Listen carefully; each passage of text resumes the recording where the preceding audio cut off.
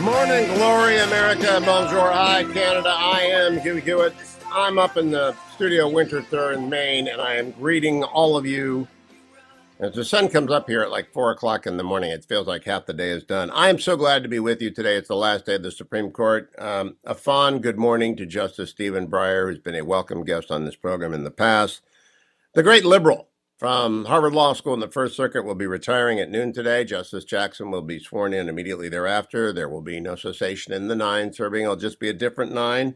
I think Justice Breyer made a good choice to go off and enjoy his sunset years and do so probably teaching at Harvard Law, and I hope appearing on radio shows some more, writing another book, a candid recollection of what he did and how he did it. Meanwhile, the big news yesterday. President Biden, indeed all of the NATO leaders, have sent Russia a, quote, defiant message, according to the Washington Post.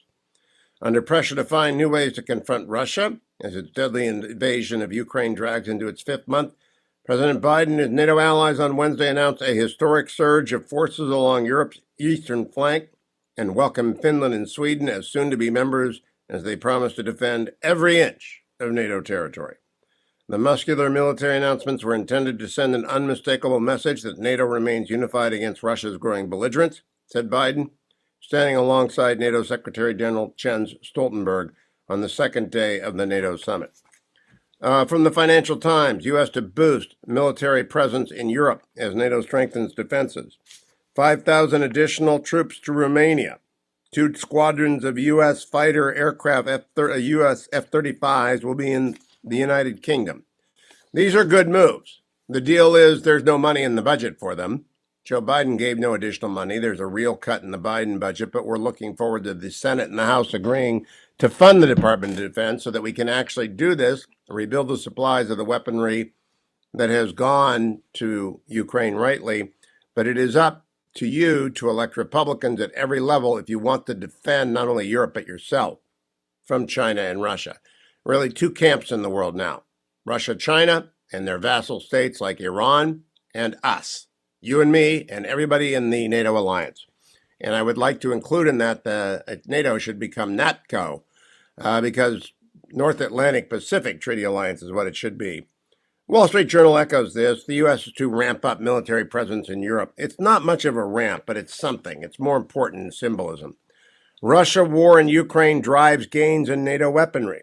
This is another Wall Street Journal story because we're running everything through Ukraine. We're seeing what works and doesn't. We're buying more of what does. NATO's expansion is also a subject of a long story in the New York Times because it's a big deal. I'm going to talk with a couple of guests about it today. Ukraine has announced the largest prisoner exchange yet, including fighters taken from Mariupol. Vladimir Putin is, quote, a lunatic with small man syndrome, says Ben Wallace, Britain's defense secretary and one of the heroes of this war in the United Kingdom.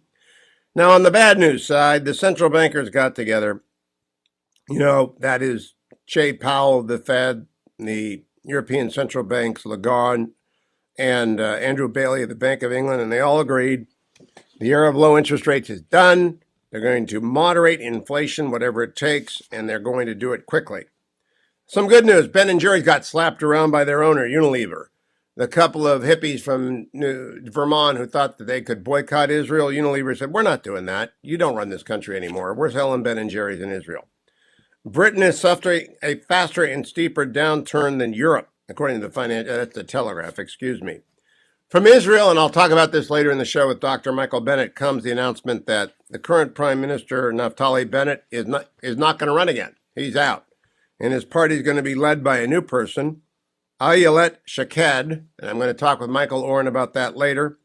Pfizer boosters just got a $3.2 billion deal from the United States. They're going to target Omicron, a different mix of boosters, like the annual flu shot. I will get mine in the fall. I hope you get yours. Glenn Youngkin, the governor of Virginia, met with mega donors yesterday amid hints that he is mulling a White House bid. And he would be a formidable candidate, friends. You've heard him on this show many, many times. And if the new governor of Virginia gets Virginia's house in order and continues to win after win and gets schools back under the control of parents and businesses moving there like Lego and Amazon, he will be a formidable candidate in the Republican presidential primaries. Lee Zeldin is running for governor of New York. great Republican congressman. So the New York Times has begun to attack him. How Zeldin's anti-abortion stance may affect the New York governor's race. In fact, the big issue in New York is whether or not you want to keep your house. Property taxes are driving people out of their house, and Zeldin will fix that. So I think it is clearly the time that New York State has got to toss out the accidental governor, Kathy Hochul, who is a yokel, and figure out we need a serious person at the top, like Pataki, like the years of Nelson Rockefeller. Lee Zeldin is a serious governing person and get taxes back under control. Supreme Court yesterday got rid of McGirt, not in whole, but mostly. That's the decision that Justice Ruth Bader Ginsburg and her liberal colleagues joined with Justice Gorsuch to overturn Oklahoma's jurisdiction over non-tribal crimes and anything on tribal land, actually, and they pared it back to almost nothing. Cornell University, for all you Cornell people out there, removed the Gettysburg Address and a Lincoln bust from its library after a complaint. That's right. A bust of Lincoln and the Gettysburg Address cannot be displayed in Cornell's library. What morons. Finally, inflation is forcing Americans to change their diets. We make vegetable soup. What a surprise. Joe Biden's economy is crushing the individual American. I want to play for you a couple of quick clips. First, Molly Hemingway last night. Actually, let's start with Brit Hume. Last night on Fox News with Bret Baier, I said grab this because he is slamming the Nancy Pelosi 1-6 committee after the hearsay testimony of Ms. Hutchinson, cut number 11. However, what it did do, now that the testimony is being challenged, is it shows why it's not a good idea to put witnesses on that without any cross-examination or any viewpoints expressed from the other side of the issue when there is another side, and certainly it is in this case. This is what the committee has decided it will do. It'll put on a TV production, which is what it has done, and it seems to have tripped itself up on that because the testimony is now being disputed openly by the Secret Service. But first of all, I said the Beast, but it was the smaller Secret Service SUV. But either way, how does this happen in a committee that's that scripted and that laying all of this methodically out? They call this surprise hearing, and then they trip on this, and it opens the door to critics of the committee from the beginning. Well, I think, it is consistent with what the committee has done, though. When you think about it, they'll call witnesses before the committee, and the witness will be sitting there, and then the committee will proceed to play excerpts from the deposition, the video deposition of the same witness. It's a very peculiar way to proceed. I've been around Washington a while. I covered the Hill for a long time. I don't remember any committee where all the members were chosen by one party, even the minority party's representatives, and they're all on the same page. They all agree. Well, if you don't have any dissenting voices, this is the kind of thing that can happen. Yeah. It's a mistake. After two of the congressmen were turned down, then the minority leader walked away, but it does not have any pushback. And where does it go from here? No, you need that to have credibility. You need that. And so does it have credibility at the end, do you think?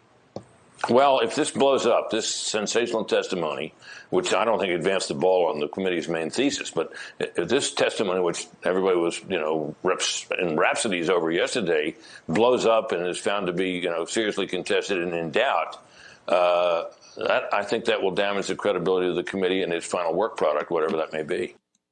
Brit Hume, of course, always right. Or nearly always right. Bret Baier providing him the forum, the opportunity to explain.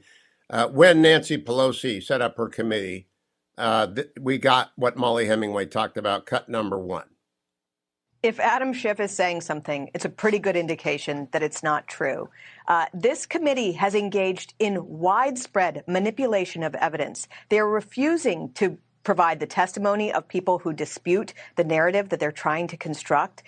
They are really running roughshod over our American ideals of what should happen when you accuse people of crimes and whether there should be ability to make a defense or have a cross-examination. I mean, those rights are enshrined in the Constitution, and our congressional committees are supposed to honor that in the way that they conduct their hearings. That has not been the case since day one. And today, this was just absurd. And I have to say, if you believed this absolutely ludicrous story from this person, even before it was disputed by everyone on the record. You should not be involved in politics, in journalism, and you should really think deeply about whether you're able to really analyze information at the level that you should. Yeah. She's absolutely right, America, and Molly Hemingway usually is. I'm Hugh Hewitt. Come right back on the Hugh Hewitt Show. Morning glory, America. Bonjour, hi, Canada. I'm Hugh Hewitt, broadcasting from Studio Winterthur in the North, joined by Professor Randy Barnett, who teaches constitutional law at Georgetown Law.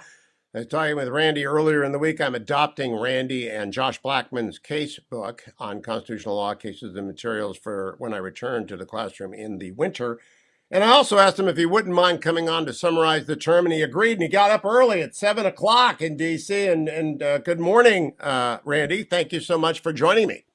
Well, it's a pleasure to be with you, Hugh. I have to say that I am not in D.C. I am in Central Virginia overlooking a Lake of the Woods. So it's a beautiful morning. The sun is shining reflecting over the lake, and I'm here talking to you. Law professors love their summer vacations, as I do.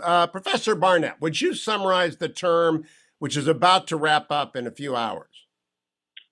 Astonishing. I can summarize it in one word. It's astonishing.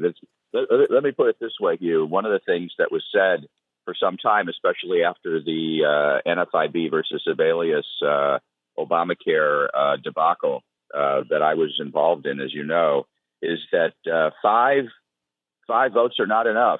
You need to have six. It's like it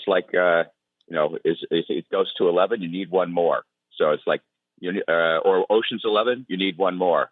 Yep. So you need six, not five. Six changes the complexion of the court a lot. And by six, I mean six legal conservatives of one variety or another. And I think now this we finally see the difference between 6 and 5. That is a great summary. One of the reasons that I'm changing case books for the benefit of the audience is that the cases have to change. Everything has to change after 2 years of this. I don't think your full-scale update is due for a couple of years with Josh Blackman, Randy Barnett, but I know you will get the supplement out, and I'll be able to use the video material you've adopted as well, which is very high-tech. Dobbs is obviously number one in the public's mind, but how do you rank the cases that mattered the most in this term? Oh, well, I haven't had enough time to think about that. I think school choice could end up being the most important case from a policy standpoint, because look what Arizona has done with the law that sends, I guess, $7,000 for every child to wherever they want to go to school. It's the first backpack bill in the United States. Doug Ducey has really broken the dam on school choice. Right. And the court has allowed this to happen. Until religious schools were able to participate equally with non-religious schools, the political impetus for school choice was greatly reduced. They did because it was hard for them to get behind it. And now that they are included on a non-discriminatory basis, which is what the court said had to be, if you have it at all, you can't discriminate on the basis of religion. I think there's a chance that we could break the stranglehold that the teachers' unions and other government institutions have over education. Although, there's always a risk, Hugh. This is the downside of school choice has always been when you start sending government money into private institutions, then strings follow the money. And then all of a sudden, all the private institutions get regulated in the way government institutions are. So that's always been a downside of school choice that has to be dealt with. But as a step towards, free choice in education, it seems like I still think it's a great step forward. Well, I think the brace of cases, not only the main voucher case that you just referenced, but also Coach Kennedy kneeling, finally gets it back to where it was intended to be by the framers and the ratifiers of the First Amendment as incorporated on the states by the 14th. It's common sense constitutionalism. You don't establish a religion by having vouchers. Establishing a religion is like Church of England and paying taxes, and free exercise means free exercise. And Coach Kennedy can kneel down at the 50. He's not coercing anybody. Absolutely. And, there is some reason to think that the Establishment Clause was actually a federalism clause. It basically said that this is something that Congress may not do. And then the question is, did the 14th Amendment adopt a federalism clause and apply it to the states. And I don't think it did any more than it applied the 10th Amendment. I should say that. That's stronger than I believe. I suspect that it didn't any more than the 10th Amendment gets applied to the states via before the 14th Amendment, because the Privileges or Immunities Clause of the 14th Amendment that says no state shall make or enforce any law which shall abridge the privileges or immunities of citizens of the United States, that protects personal rights. That protects individual rights. It's not clear that the Congress may make no law establishing a religion even is a personal right. Last thing about that, Senator Jacob Howard, when he introduced the 14th Amendment into the Senate and explained what rights it protected, it said, well, there's a bunch of unenumerated rights, and plus these ones that are in the Constitution. He gave a whole list of what was in the Constitution, but he left the Establishment Clause off his list. If this is true, it just means that we are, in fact, as you say, getting back to where free exercise of religion is what should be doing all the work, not the Establishment Clause. And Professor Barnett, I have appeared over the 30 years I did pro bono work on behalf of people of faith in churches, usually involved with land use issues. And every single government lawyer misunderstood the Establishment Clause because of Lemon, because of the idiocy of the case law. I think you're just going to excise all those cases, right? Note, there was a lot of bad decisions for 50 years, and now we have a very sound, simple Kennedy case. What about, I listened to Grace Curley, who's our local host in Portland, as I was driving up to the far north on 2 days ago, and Grace had on a Second Amendment enthusiast who operates a gun shop, who basically thinks everyone can carry whatever they want anywhere. I think he is overreading Clarence Thomas's ruling. How did you read the Second Amendment case? Well, it's very important to me. I'm a concealed carry permit holder in Washington, D.C., and as I explained on SCOTUS blog and on the Bala Conspiracy, I had to go through the 16 hours of classroom training and the 2 hours of range training to get my initial license, and then to get it renewed, it was another 4 hours of classroom and 2 hours of range training. So, and also the considerable expense they charge. So, I understand how this right has been regulated, and what the court insists on is that, including Justice Thomas, is that he doesn't call into question the current regime of regulation of the right to keep and bear arms, a shall issue regulation that I was able to satisfy in D.C. Thanks to a court ruling. But I think there was a logic of his opinion that would undermine this kind of regulation. But I don't know if there's 5 votes to actually extend the logic to that. I think most, like Justice Kavanaugh, sort of insists that, according to existing gun laws like this are not going to be touched. So I think we're going to have to wait and see. It was just great after 12 years of neglect to see the court return to the right to keep and bear arms, which lower courts, as you know, have been actively resisting to the point of negating the court's rulings in Heller and McDonald. Speaking of precedent in stare decisis, they were not all that enamored with following the precedent in stare decisis of Heller and McDonald, but the court now has 6 votes. Well said. It's the difference between 6 and 5, Hugh. I agree. And I also say not only is it a 6-judge court, it is also a history and tradition court. If I had to summarize the 2 religion cases, the gun case and the abortion decision, the court has directed those who would interpret the Constitution to the history and tradition in effect in 1868 when the 14th Amendment was adopted and at the time of the Constitution. And that history and tradition, not some judge-made test, but history and tradition rule. Am I overstating that, Randy Barnett? No, I think that's a good summary. Then there's 2 questions. How do you do history and tradition? Because it's not always clear how you do it. And secondly, what is the relationship between history and tradition and the original meaning of the text of the Constitution? I think they're related. It's not the same thing. And we're going to really need to think harder about exactly how this is supposed to work. I'm not sure I completely understand all nuances of it after reading Justice Thomas's doing it. You know what I decided is I had to learn a lot more about 1868. I know the Civil War pretty well. Of course, I know the founding very well, but I don't know a lot about 1868. And I wish someone would write a book about 1868. Let me close with the decision we don't yet. Is that a plug for my book, The Original Meaning of the 14th Amendment, Hugh? Yes, it is. I plugged your case book. I know. I want professors across the United States to adopt Barnett and Blackman. I really do, because I want students to understand where we're going, and we're going in history and traditions direction. Last question. EPA is coming down today. Are you hopeful for anything significant, or do you hear a punt coming?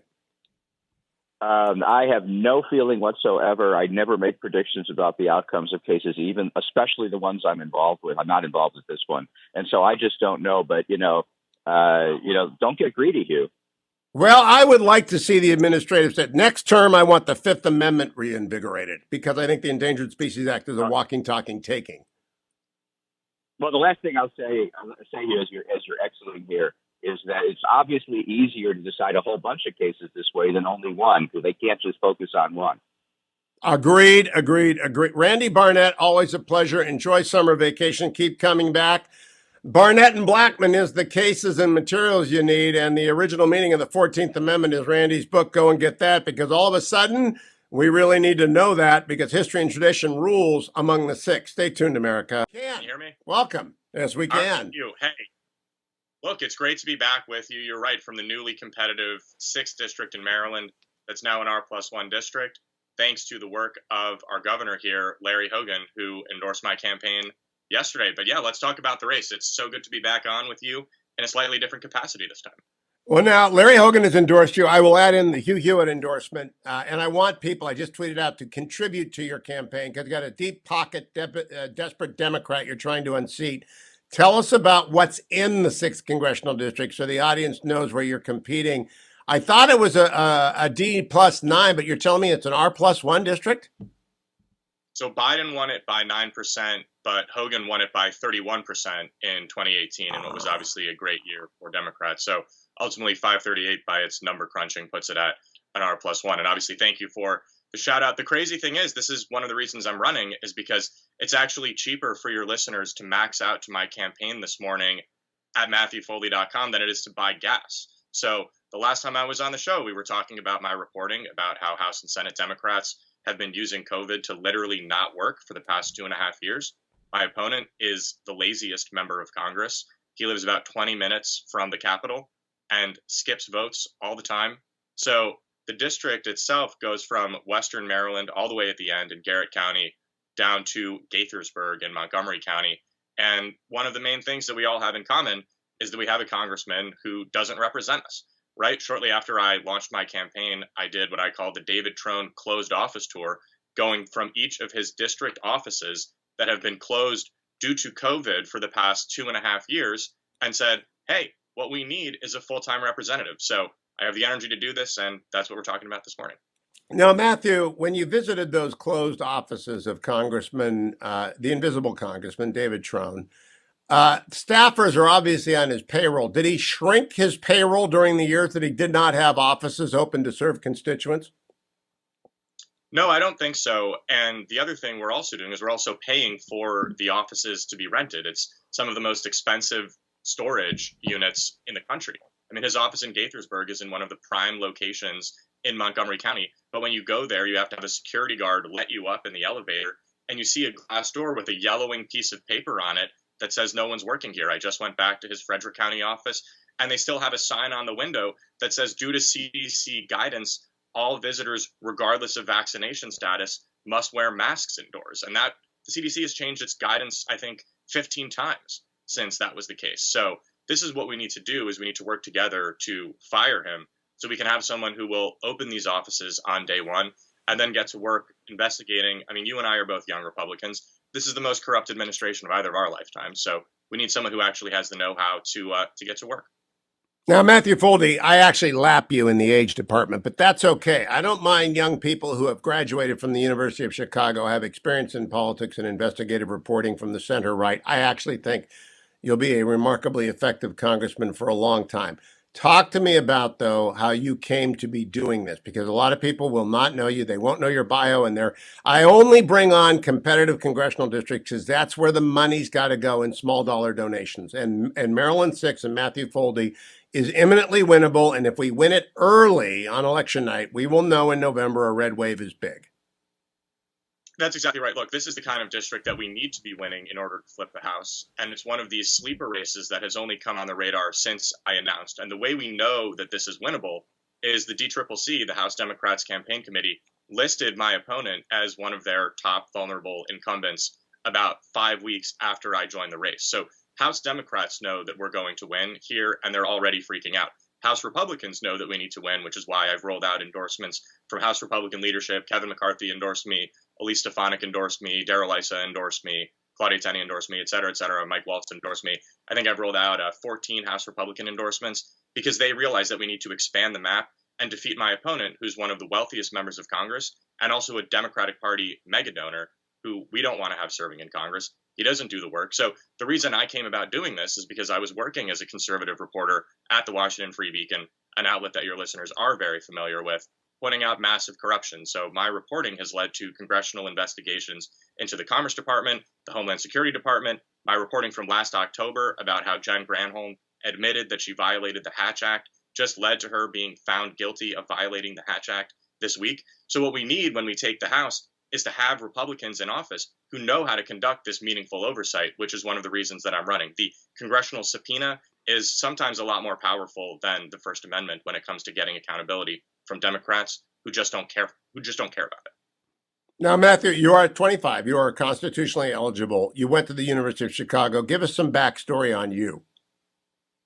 So, yeah, I'm 25 now, but when I was in college, I actually was the youngest elected official in Chicago history when I was 19.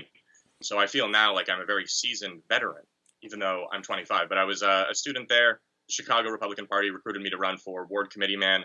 The Democrats were freaking out about my candidacy because the role of ward committee man is chiefly responsible for appointing election judges, appointing Republican election judges and kicking off Democratic election judges. So they recruited a fake opponent to run against me. We pulled her petitions, realized it was one of the most fraudulent petitions ever. Every single one of them was fake. It was families with the same handwriting. It was addresses from outside the ward. And we said to my opponent, look, you can either withdraw from this race or you can go to prison.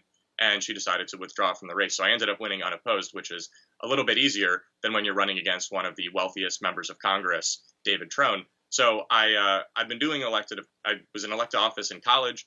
And yeah, you're right. I'm 25 now, but I feel like I have the experience now and the energy to do it, unlike my opponent. I would love to have an investigative reporter asking questions. You know how to do it. Lawyers know how to do it as well. What did you study at the University of Chicago, Matthew? I'm just curious. I studied political science, which of course is neither politics nor science. Yeah. And are you originally from the land of Lincoln, who moved to Maryland, brought in by your love of the New Rome, or are you from somewhere other than the land of Lincoln? No, I'm a Maryland native. I was actually Maryland Young Republican of the Year going back to high school, Montgomery County Young Republican of the Year in high school. I'm now the vice president of Montgomery County Young Republicans. So for your listeners who want to join, come to our next event, and I'm happy to welcome you guys there. Happy to welcome people to volunteer on the campaign. We're calling it the most fun campaign in America because we have the energy and the youth that I think you see a lot of other campaigns don't really have. They get older, they get stodgier. But, we know it's pedal to the metal between now and November 8th when we flip this district. But we're trying to make it fun for people. We want to make it it's important for people to get involved in the democratic process. And I think the average age of our volunteers is 19. So yeah, I worked my first congressional election in 1974. I lost it, but you're going to win yours. And people at 18 to 24, they love to work these things. David Trone doesn't know what hit him. Did he? I've never heard of the guy, by the way. He is an invisible congressman. Is he on any committees? Does he do anything for Maryland? Allegedly, he's on committees, but he doesn't do anything for Maryland. He skipped 25% of the votes last year, despite living just 20 miles from D.C. And the problem is when he does vote, he votes for crippling inflation. He votes for destroying American energy independence. So it would actually be nicer if he just didn't vote at all. But the problem is when he does vote, it's in lockstep, of course, with Biden and Pelosi, which is inflicting upon us the policies that we need to stop when we take the House, when we take the Senate, and then lay the groundwork, of course, for taking the White House back in 2024. But you're right. Now we cover invisible. Yeah, this radio show covers the southern part of the 6th District, but I'll be happy to come and moderate any debate that David Trone agrees to as a center-right journalist, and he can pick a center-left journalist. He won't show up for debates with you, will he, Matthew? I mean, he doesn't show up for work. I don't see why he would show up for a debate.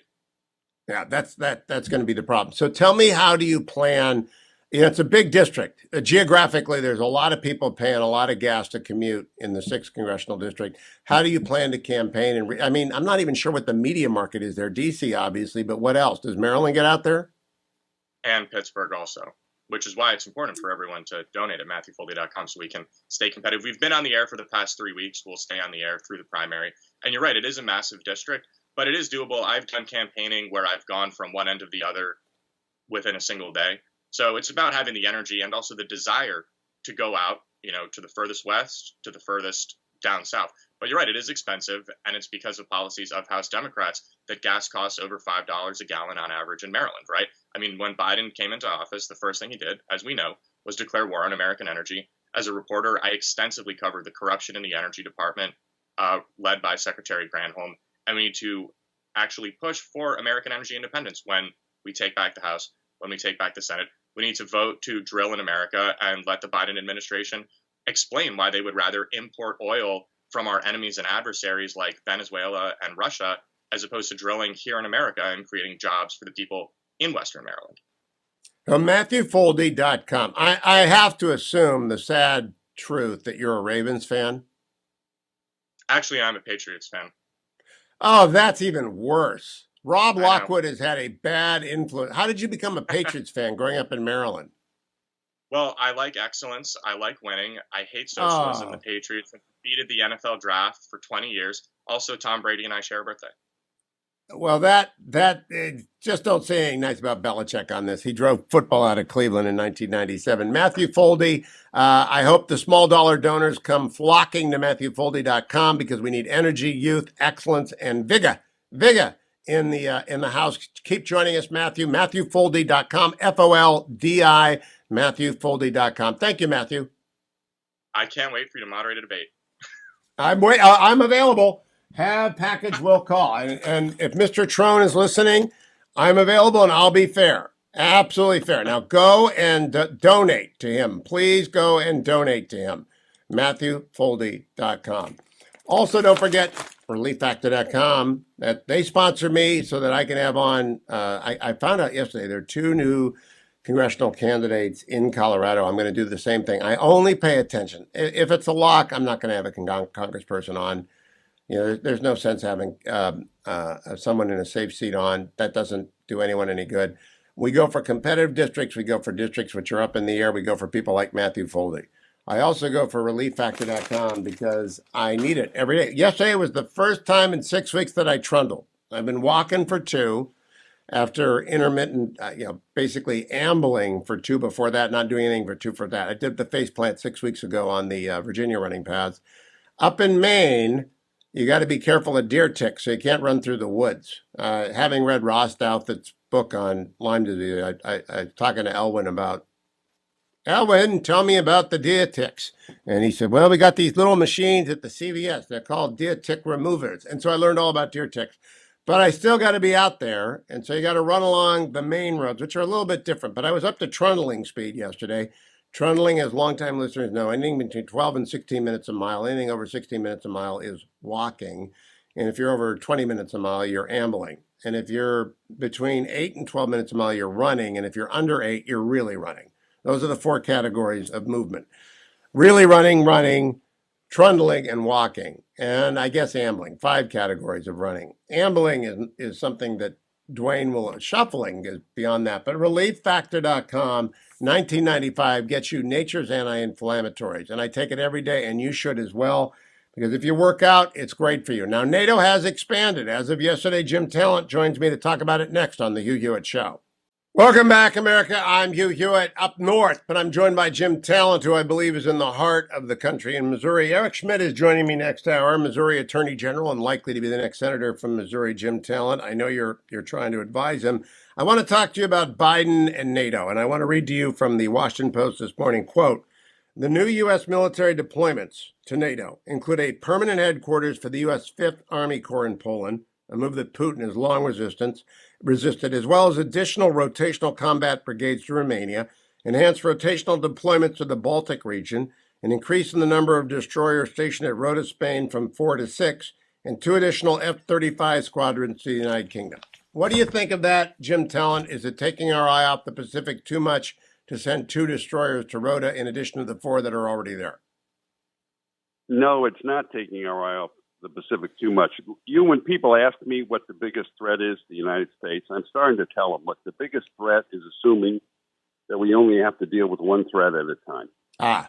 So we have to walk and chew gum at the same time. Europe is now a net security consumer, not a net security provider. And we are long overdue increasing force structure, particularly in Eastern Europe. So this is a good move, but it points out, you, and I'm very much with you, that the marginal dollar in the Pentagon budget needs to be spent on the Navy, but it shows we still have missions for the land forces. And it calls into question, among other things, the commandant's plan to reshape the Marines, which I respect.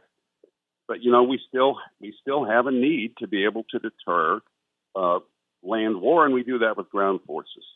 Now, there used to be a carrier on station in the Mediterranean pretty much Yeah. all the time, Jim Talent. That is not the case now. Do you expect to see a return to a carrier deployment to the Mediterranean? Well, there should be, but we don't have enough carriers. You know that, the sort of merciless 3-to-1 deployment rule. So, you got 11 carriers. You're going to struggle to have 3 or 4 deployed on a continual basis.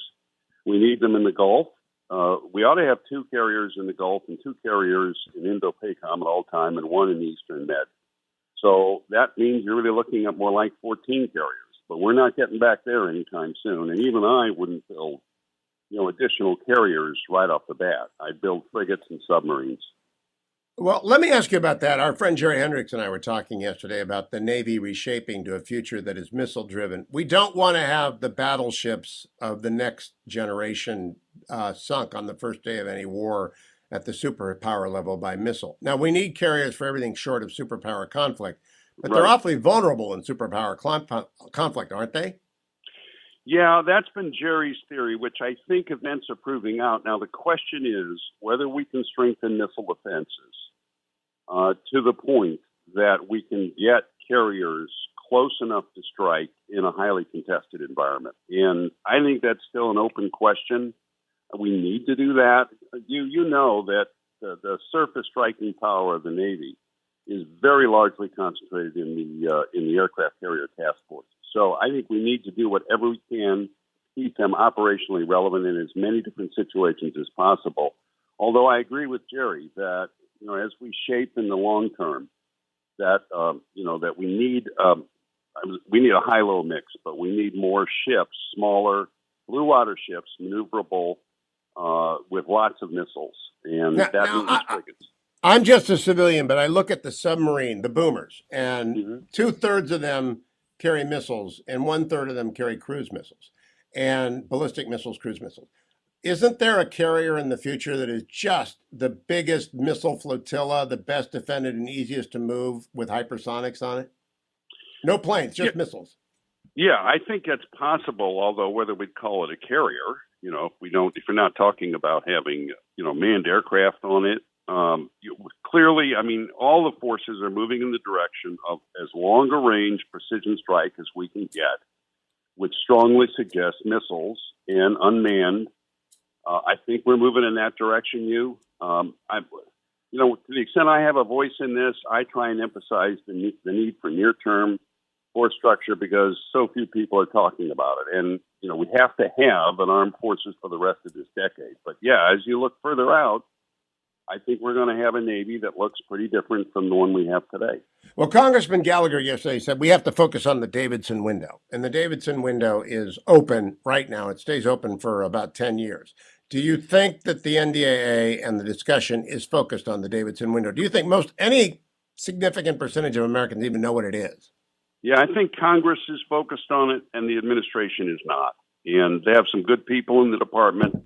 But this is the big question mark I have as they spend really unprecedented levels of the Pentagon's budget on long-term R&D, which is important. Mike talks about this a lot, Congressman Gallagher, and he's right. It's important. But we have to buy force structure in the short term.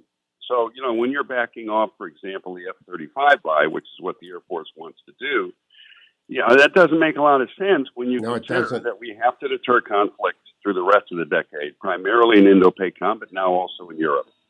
Jim Talent is always on top of these issues with the Bipartisan Policy Center. Thank you, Senator Talent. Follow him very easily at Twitter at Jim Talent, at JIM Talent. Follow me to hour number 2. I'm going to be joined by Aaron Hawley, Senior Counsel of the Alliance Defending Freedom, as we look at the term that wraps up later today as Justice Breyer retires, Justice Jackson is sworn in, and the new Supreme Court is just creating news every day. Stay with us. Welcome back, America. I'm Hugh Hewitt. My attention is turned to Missouri, and a new Remington poll shows that Eric Schmitt, the Attorney General of Missouri, has got 25%. Former governor, the disgraced Eric Greitens, has 20%, and Congresswoman Vicky Hartzler has 19%. I haven't endorsed in this race. I've unendorsed. And the only thing I've done in this race is tell everyone in the United States, and I want everyone to understand, this is a solidly Republican seat. Missouri is deep red. The only one of the people running for office who can lose this seat is Eric Greitens, the disgraced former governor who is going to be impeached, who is involved in the sex scandal, who was involved in the campaign finance scandal, claims he's a victim. He's not a victim. He is a disgraced former governor who is toxic to a vast majority of Missouri voters. Somehow, Eric Greitens has fooled a number of people into liking him. When 1 out of 5 Republicans think he should run, and that's just residual name ID. And then he ran maybe the worst political ad I've ever seen, one that was denounced by law enforcement throughout Missouri about hunting rhinos. And it just, I don't know what it was, but Eric Schmitt, and that's spelled, by the way, Schmitt. He joins me now. Attorney General Schmitt, welcome to the Hugh Hewitt Show. Great to be with you, Hugh. General, I just reported on the Remington poll that shows you're ahead 25% to 20%. That's good momentum. How do you keep that going? We keep, I think, talking about our message that Missourians want a fighter right now. The primary opponent here quit on Missouri, quit on the job as governor amidst a bunch of different scandal. And Missourians want a fighter, and that's what I've been doing as Attorney General. We've taken on the Biden administration, the first state to sue on the vaccine mandate. We took that to the Supreme Court and won. We've taken border security issues at the Supreme Court and we've won. Locally, we've taken on school districts with mask mandates and won. We've taken on school districts with critical race theory and won. And so right now, I think people look around and they feel like our culture and our country is slipping away. And they want somebody who, reinforcements to go to D.C. to shake things up and help save America. And I think that message is resonating. Now, Eric Greitens is a toxic candidate. I very rarely say that, but he couldn't win in the fall in 1,000 years. Democrats can cross over in Missouri, and they're trying to nominate him. That did not work in Colorado this week, where Joe O'Dea won. I think voting is underway in some counties in Missouri. Am I right about that? Yeah, absentee voting has started, and we're just 4 weeks away, essentially, from Tuesday, right? August 2nd. So Missouri's got a pretty late primary, but that's beginning. And but the good news is, we've gotten around to the state. We've got county coordinators in every county. We've had the most support financially. I think, we've got the biggest crowds on the ground. And so every measure, we've got the momentum, we've got the energy, and people understand what's at stake, Hugh. I've said it on the trail. I think the next decade is going to be the most consequential decade in our republic since the Civil War. We're going to have to answer questions, quite frankly, we haven't been asked in a long time about whether we're going to remain the freest country in the history of the world or not. Are we going to have a ministry of truth or not? Are we going to have open borders and amnesty or not? And you better have proven conservative fighters that go up there who know who they are, know what the fight's all about, and are committed to winning. I like attorney generals as candidates because they have been involved in the front line. That's why the Republican Attorney Generals Association, I've been happy to speak at it. Eric Schmitt, Schmitt, what is the website? Schmitt for Senate, Schmitt for Senate.com is our website. We're on social media too, but that's the best way to stay in touch with the campaign, and we're going to win this thing. Now, I don't advise candidates, and I do wish a couple of these lagging Republicans would drop out. I think you pick up all. Is there anyone going to drop out at this point, Eric Schmitt, to make sure Eric Greitens doesn't get above 20%? I don't even want him to get to 20%. I don't want him in double digits. I don't think so. I think the field is set, but that's okay. I think the race, as you know, Hugh, the last month, particularly after the 4th of July, more people are tuning in. The race gets more dynamic, and we've got the right message. And you don't have to guess where I'm at on these issues. Some of these folks have been in Congress for a very long time, not really distinguished themselves. You've got somebody who quit on the job versus somebody that is in the middle of all these important fights and by choice. we've taken on these big, important fights. I mean, you look at the Supreme Court this term. I mean, we were in the middle of the voluntary prayer case for religious freedom. We were, obviously involved in the Dobbs case. We're involved in all these big, important issues because that's where the fight is. That's what's important to this country. It's what people care about. Energy independence, energy dominance. We're in the middle of those. We've been involved in pushing back against the Biden administration on Keystone XL pipeline and leasing. And we need to be energy dominant again. And so I think we've got the right message. We're getting around, one statewide a couple of times. People know who I am. And one quick exit question, Eric Schmitt. I had Eric Greitens on once, and he won't come back on. The guy he's hiding away from anyone who asks him a tough, direct question. Will there be a debate, or is he ducking those too? Yeah, he doesn't show up anywhere, Hugh. So we'd love to debate him, but he doesn't show up anywhere and never agreed to a debate. Yeah, well, you're all welcome here. Keep coming back, Eric Schmitt. I hope your lead continues to advance. I think he'd be a fine United States Senator. Eric Schmitt. Go to his website, Get Involved Missouri. In America, you can make a small dollar donation to keeping the Senate in Republican hands or getting it back by electing Eric Schmitt in Missouri. Don't go anywhere, America. I'm Hugh Hewitt. Stay tuned. I'll be back tomorrow on the next Hugh Hewitt Show.